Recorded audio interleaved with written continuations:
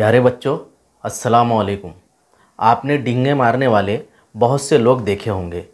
इनमें कुछ आपके दोस्त होंगे जिनके साथ कभी आपने भी बड़ी बड़ी बातें की होंगी। डींगे मारना, शेखी बगारना समाज के कुछ लोगों का आम रवैया होता है।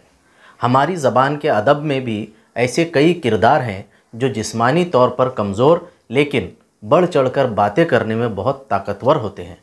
अपनी बहादुरी के झूठे किस्से सुनाने में उन्हें लुत्फ़ आता है। ऐसा ही एक किस्सा आपने सुना होगा दर्जी का, जिसने अपनी दुकान में छोटे से कपड़े के टुकड़े से 7 मक्खियों को मारा था। लेकिन उसने अपने लिए एक पट्टी तैयार की, बेल्ट तैयार की, जिस पे उसने ये जुमला लिखवाया, एक वार में 7 मार गिराए। और वह अपने जिस्म पे बांधकर पूरे शहर में घूमता था। लोग ये समझते थे कि उसने एक ही वार में 7 लोगों को मार दिया है। खोजी एक ऐसा ही किरदार है। ये अपने दोस्त मियाँ आज़ाद के साथ दुनिया की सैर के लिए निकलता है और अपने वो कारनामे बयान करता है जो उसने कभी किए ही नहीं। खोजी की बहादुरी, ये सबक उर्दू के मशहूर नावल फसाना-ए-आज़ाद से लिया गया है।